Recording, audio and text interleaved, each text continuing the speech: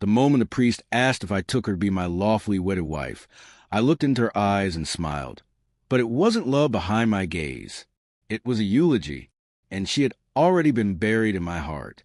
She said, "I do," with that breathless joy I used to adore, the kind that once made me believe in things like forever. My silence, when it came, was deliberate, a pause sharp enough to cut through the air. It lingered, long enough to ripple across the pews. My mother shifted uncomfortably in her seat. The priest leaned in, gently prompting. My best man, Mark, tense beside me.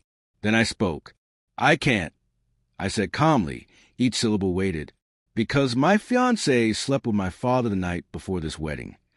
The gasp that tore through the chapel was immediate, visceral, a collective exhale of disbelief.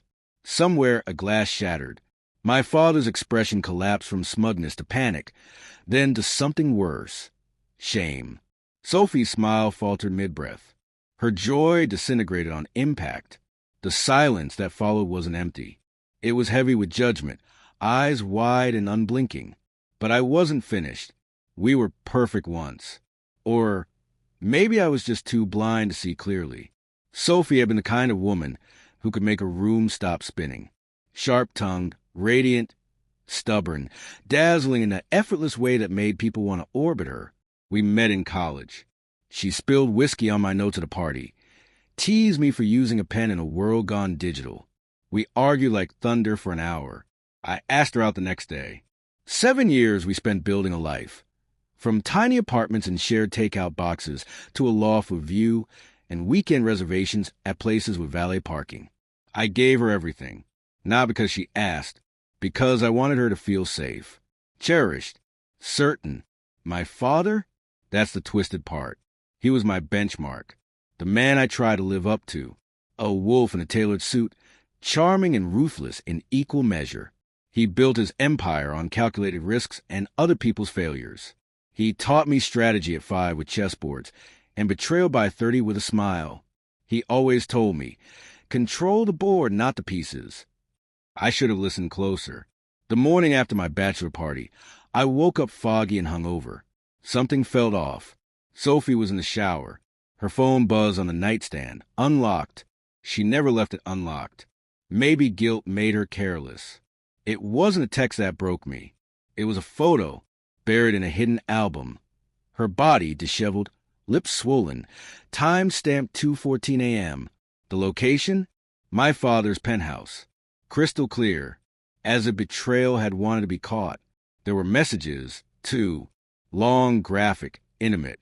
She called him daddy in ways that made me feel like the punchline to a joke I hadn't even known was being told.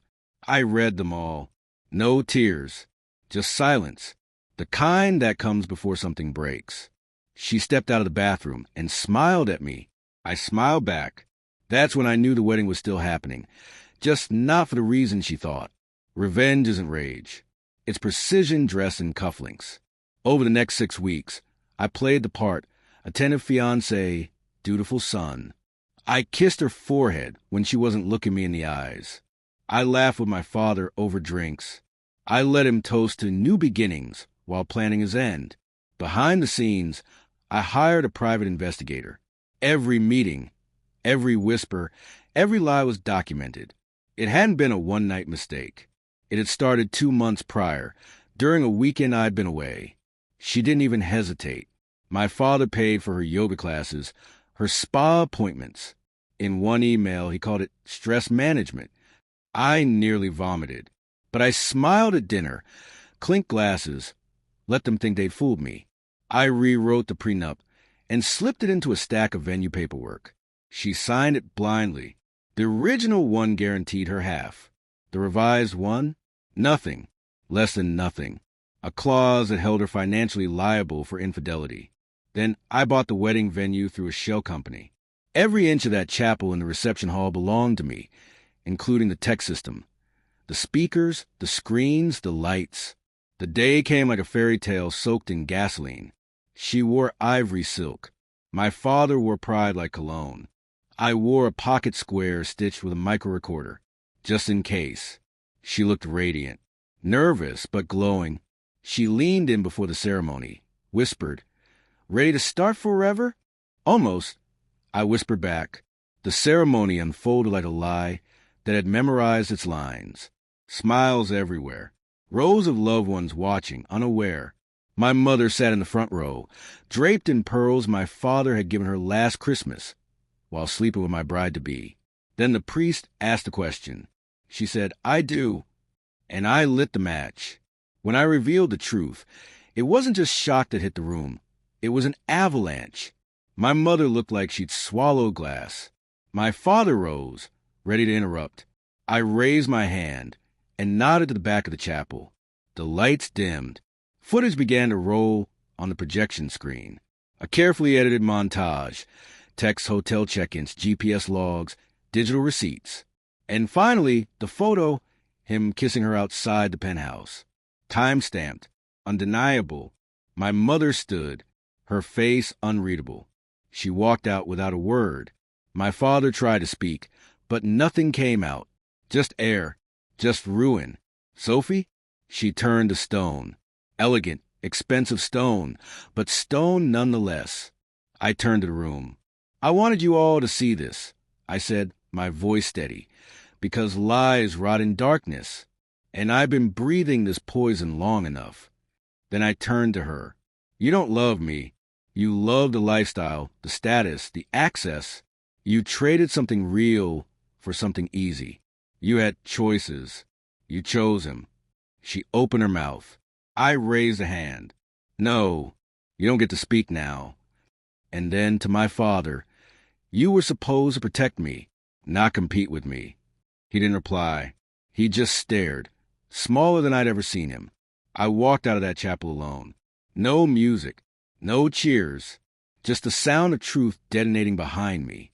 The fallout came fast. My father's board learned of the scandal within hours. His reputation, once pristine, was tarnished beyond repair. Sleeping with your son's fiancée isn't great for public image. They forced his retirement. Quietly, yes, but I made sure the footage leaked. Strategic anonymity. Sophie tried to reach me. Calls, long texts full of apologies and misplaced blame. I blocked her. She filed a lawsuit for emotional distress. My lawyer sent over the revised prenup. She dropped the case within a week. Last I heard, she moved back in with her sister. No job, no ring, no leverage. People ask if I'm okay. I tell them the truth. I wasn't. But now, I'm not bitter. I'm not broken. I'm clean. Vengeance doesn't fix everything. But sometimes it cuts out the rot and leave you breathing for the first time. I didn't get married that day, but I did bury something. The illusion that love always means loyalty. That blood demands trust. That silence equals strength. At that altar, under stained glass and shattered dreams, I said goodbye, not to her, but to the version of me that stayed quiet to keep the peace. And I've never looked back.